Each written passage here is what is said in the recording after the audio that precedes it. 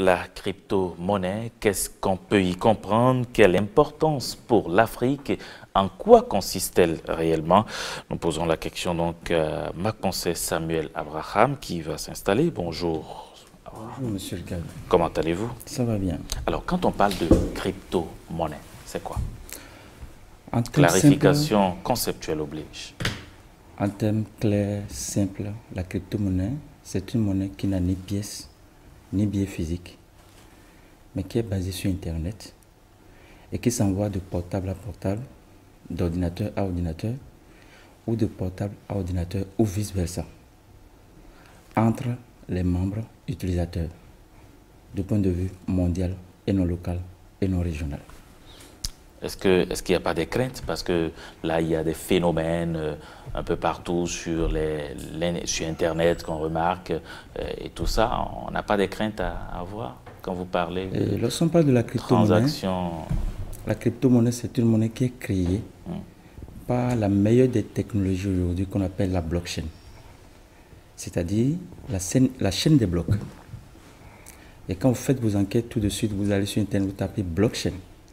B-L-O-C-K-C-H-A-I-N, vous allez constater que c'est la 4e révolution qui aujourd'hui met tout le monde en confiance, plus que tout autre système informatique dans le monde.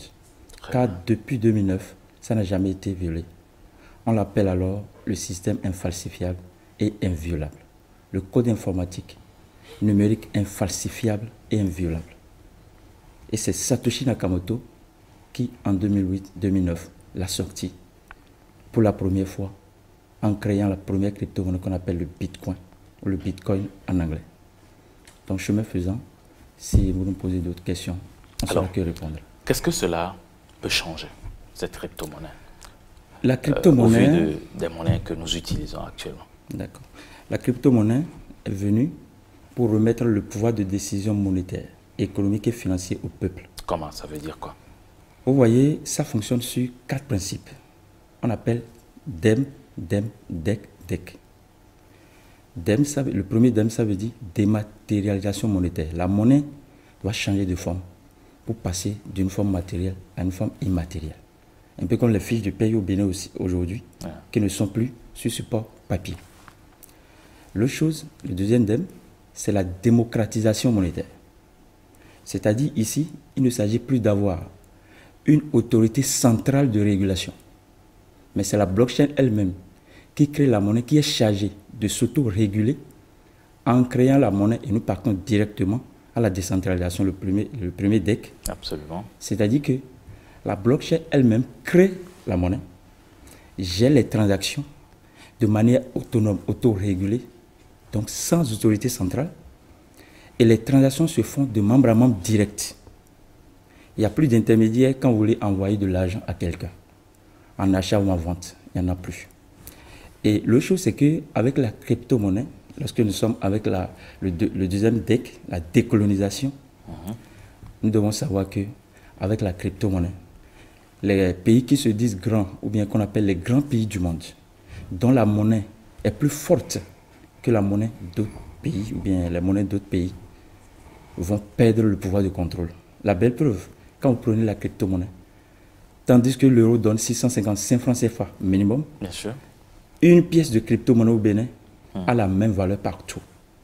Cela voudrait dire quoi? Vous qui êtes là, moi qui suis là, n'importe quel Africain qui détient une pièce d'une crypto-monnaie donnée, que ce soit le Bitcoin, que ce soit Ethereum, que ce soit IM, que ce soit TBC, sachant que n'importe qui dans le monde qui détient la même unité, la même crypto-unité, a la même fortune partout. Donc, lorsqu'on envoie 1 million d'euros en Afrique, logiquement, ça donne 655 millions de francs CFA minimum. Mais avec la crypto-monnaie, 1 million de TBC envoyé de la France, par exemple, vers le Bénin, sachant que ça vaut également 1 million de TBC au Bénin. Cela voudrait dire quoi? Lorsque nous prenons une parcelle de terre qui coûte 1 TBC, le Français sort 1 TBC et le Béninois sort 1 TBC. On parle alors de parité monétaire ou d'égalité paritaire. Et l'autre chose, c'est que c'est une justice monétaire qui s'installe désormais, à tel enseigne que n'importe qui, par exemple, je prends l'artiste sénégalais Akon, qui a lancé sa propre crypto-monnaie, Et lui, il est dans un contexte de décolonisation monétaire de l'Afrique. Il a lancé sa crypto-monnaie Econ pour dire que désormais, dans sa ville qu'il est en train de mettre en place, on ne va utiliser que la crypto-monnaie et non plus jamais la monnaie fiduciaire. Et l'autre chose, quand vous voyez Trump a déjà sa crypto-monnaie. Vous prenez Poutine Coin, l'artiste, comment il s'appelle, le footballeur, Cristiano Ronaldo. Lui, il a déjà sa crypto-monnaie Sport Coin, ainsi de suite. Donc, c'est un marché de monnaie qui est démocratisé. Une personne physique comme vous peut créer sa crypto-monnaie. Une société privée, non étatique, peut créer sa crypto-monnaie. C'est le cas de Kodak Coin. Kodak Coin, cette entreprise qui a fait faillite à cause du numérique. Et aujourd'hui, elle s'est relevée depuis 2018 grâce à sa crypto-monnaie qu'on appelle Kodak Coin. Donc c'est pour dire quoi? En crypto-monnaie, n'importe qui peut créer sa crypto-monnaie et n'importe quelle société peut créer sa crypto-monnaie, que ça soit étatique ou non. Aujourd'hui, les États sont là. Pourquoi? Parce que la crypto-monnaie a supplanté la monnaie fiduciaire. Et chemin faisant, nous allons dire tout ce que vous voulez comme élément de réponse pour clarifier davantage. Mais je disais que c'est une monnaie démocratisée. Ouais. Et c'est pourquoi c'est ainsi, je l'ai dit. Mais quand vous le dites comme ça, Samuel Abraham, c'est dire qu'en réalité, tout le monde peut avoir sa crypto-monnaie. Mais comment est-ce que cela va fonctionner? Comment est-ce qu'on peut se partager les monnaies? Comment est-ce qu'on peut faire des transactions monétaires en réalité? Derrière la crypto-monnaie se cache la philosophie suivante. Laquelle? Renversement de la tendance riche toujours riche, pauvre toujours pauvre. C'est-à-dire que la crypto-monnaie a une valeur dynamique. Donc ça constitue en même temps un actif. Regardez le Bitcoin qui, en janvier, le 3 janvier 2009, lancé par Satoshi Nakamoto, coûtait à l'unité 2,2 francs CFA, c'est-à-dire en dollars 0,04 $. Mais aujourd'hui, à l'heure où je vous parle, nous sommes en mai 2020, 11 ans après, le même Bitcoin coûte 4 millions de francs CFA minimum à l'heure où nous parlons. Donc, c'est pour dire à ceux qui ont été appauvris, du moins par la société fiduciaire, de se convertir dans la crypto-monnaie, comme on investit, comment dirais-je, dans l'immobilier, on investit dans les parcelles de terre, on investit dans les actions. Mais ici, c'est plus que tout cela, parce que c'est sur un marché mondial. Il n'y a pas question de dire c'est un actif qui est lié à une telle région, à un tel pays. Non, c'est sur un marché mondial. Maintenant, les transactions, comme je le disais, c'est de pair à pair, peer-to-peer. Et cela voudra dire quoi? Quand vous avez la crypto-monnaie, considérez que vous avez ouvert un magasin dans lequel vous avez acheté des actifs qui prennent de valeur avec le temps. Un peu comme quand le maïs sort fraîchement, la valeur est basse. Mais avec le temps, si le sac coûtait 5 000 francs au départ, ça peut coûter 10 000, ça peut coûter 15 000. Mais surtout qu'en crypto-monnaie, la valeur avec le temps peut être illimitée. À moins que ça soit par exemple pour TBC où l'administrateur TBC a déjà dit non. Au départ, c'est 0,01 € et à l'arrivée, ça fait 2 milliards 200 millions d'euros. Là, on le sait davantage. Mais quand on prend les autres crypto-monnaies, par exemple le Bitcoin, d'abord c'est volatile, c'est que ça peut être aujourd'hui à 2 francs, comme je le disais, et demain être à 1000 francs. Donc vous mettez, vous, M. Ricardo, nous sommes en 2009 et vous avez eu vent peut-être de la crypto-monnaie Bitcoin. Et vous n'avez pas dit, comme tout le monde le dit au Bénin, c'est ICC, c'est, comment dirais-je... Oui, parce que c'est la crainte en réalité. C'est forever et consort. Et vous êtes quelqu'un qui voit loin, au-delà de la montagne. C'est-à-dire un visionnaire qui voit derrière un œuf, un poulailler et beaucoup d'autres choses.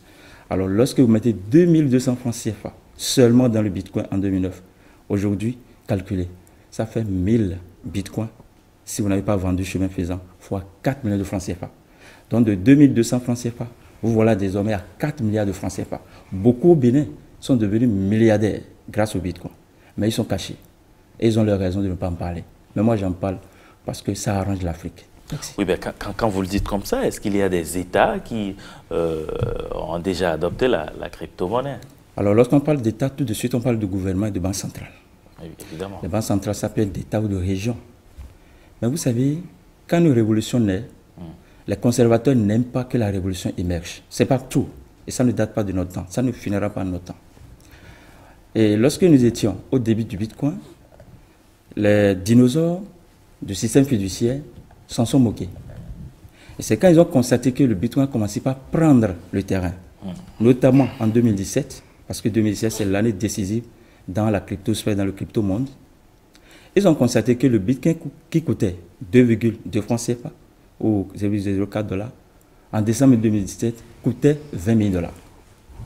Ce qui faisait que les gens, au lieu de laisser, surtout en Europe et en Amérique, au lieu de laisser leurs sous sur les comptes bancaires traditionnels, déplaçaient leurs sous vers la crypto-monnaie Bitcoin et d'autres crypto-monnaies ou altcoins, les monnaies alternatives, et dans ce cas, faisaient des fortunes au jour le jour. Donc à un moment donné, la Chine, c'était en janvier 2018, la Chine, l'Inde et la Corée ont mis l'embargo sur le Bitcoin. Or, ce sont ces trois pays qui constituent en réalité les pays à faible coût d'énergie qui